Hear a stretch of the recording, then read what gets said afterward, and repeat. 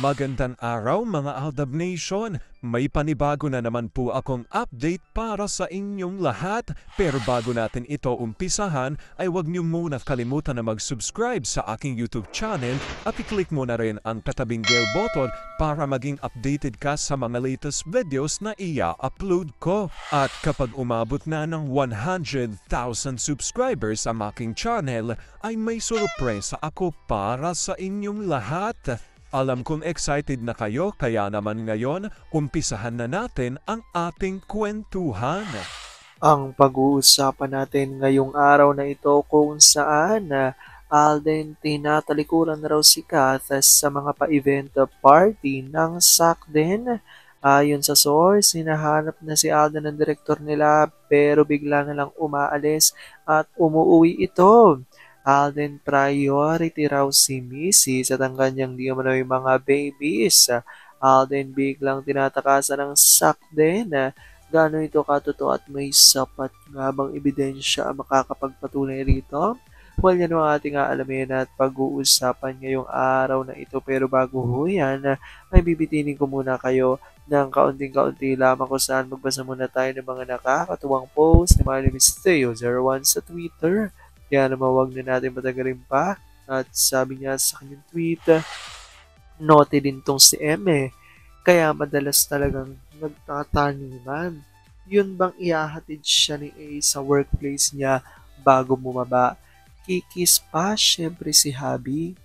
Kaso pag sinumpong ng karupukan, may hinahawakan pa ng kung ano-ano si M kay A.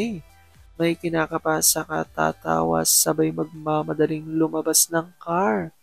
Pag ginagano ni MCA, yung may kakapain na siya saka magmamadaling lumabas. Nako, nakatanim na sa isipan ng isa ang gagawin niya later. Hindi naman siya makaganti dahil may makakakita. Pero actually, isa yan sa pinakagusto niya kay M. Yung hinaharot siya. Love, work ka ngayon. Titingnan ko later pa. Huwag ka na lang pumasok. Why? Tinatamad akong kumilos ma. Pahinga ka muna dito, okay? Ikaw, baka nga aalis ako later. Masama ang panahon ma. Hindi naman masyado. Dito lang tayo. Dito ka lang. Higa. Love, dito ka na. Pa, gusto ko mag-eat ng Ako, alam kong tuwan-tuwa kay sa ating binas, pero may pag-uusapan na natin ang ating main topic.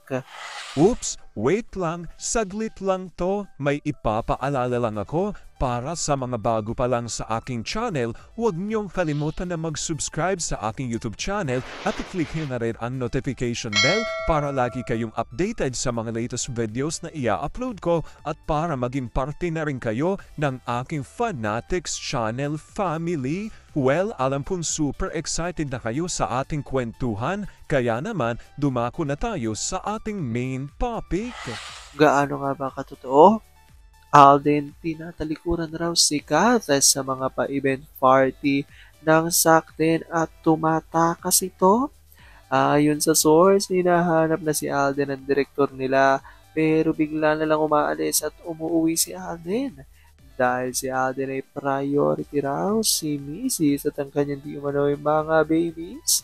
Gaano ito katotoo at may sapat nga bang ebidensya makakapagpatunay rito? Well, yan ang ating aalamin at pag-uusapan ngayong araw na ito. Alam kong super excited na kayo malaman yan. Kaya naman huwag na natin patagalin pa. Una-una na nga muna galing sa tweet ni Vampire 2019 at ayon sa kanya, malapit na magwakas ang pahinga ng movie ni Sakang at Alden.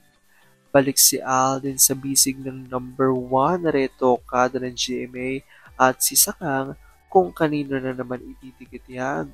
Kawawang to Sakden. Ako ay tutula mahabang mahaba.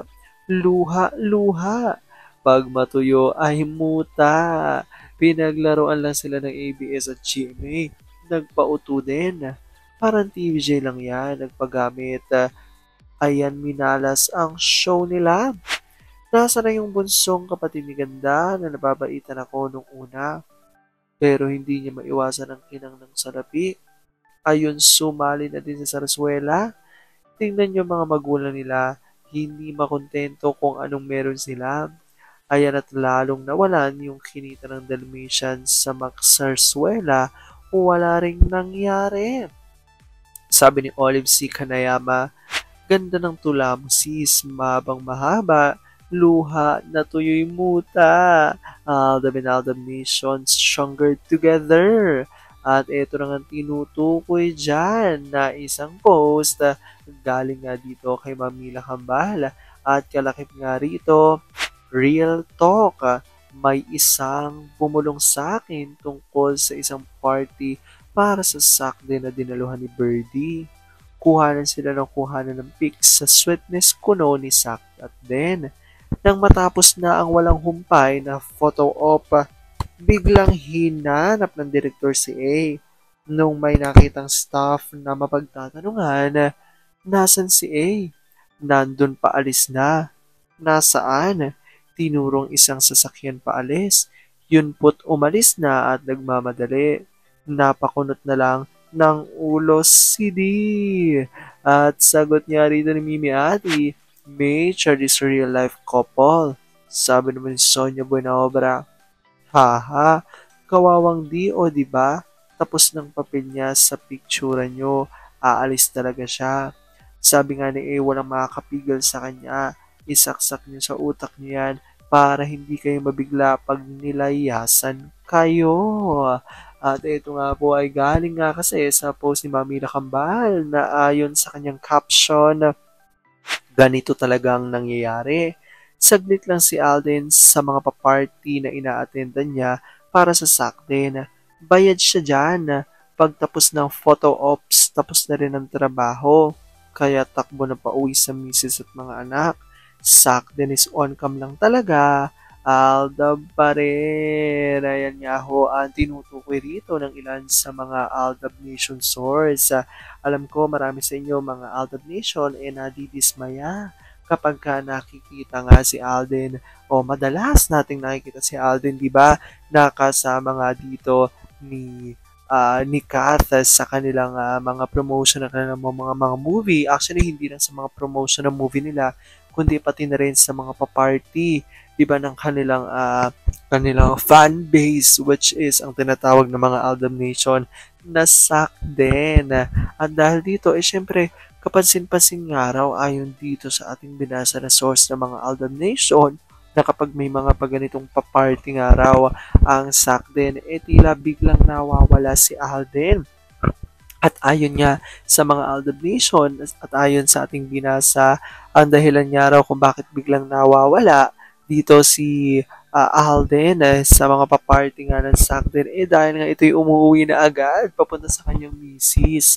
At ito nga tinutukoy nga dito, kanyang misis di umano'y si Mengay at ang kanilang di umano'y mga anak. Kaya naman, ito nga ang isa sa pinangahawakan ng maraming mga Aldab Nation, di ba, na talagang dito nga raw natin mapapatunayan na talagang nature is real. Ayon yan sa maraming mga Aldab Nation. Ayon yan talagang pinaninindigan ng marami. Alam naman natin nung panahon nga ng Aldab, year 2015 to 2016, kapag mayroong mga promotion ng movie sina Alden at Meng at kapag may pa-party ang Aldab Nation, hindi naman daw nangyayari yung ganito. Nakabud na lang iiwan ni Alden si Mengay dahil sabay ito laging dumarating at sabay ding umuwi ang dalawa kapag may ina-attend na gano'n. At ibang araw ngayon sa mga nagiging kapartner ni Alden. Kaya naman isa ito sa pinangahawakan ng maraming mga Aldab Nation na talagang dito nga raw natin mapapatunayan na talagang totoo nga ang matagal ng pinaglalaban ng mga Aldab Nation na matured family is real.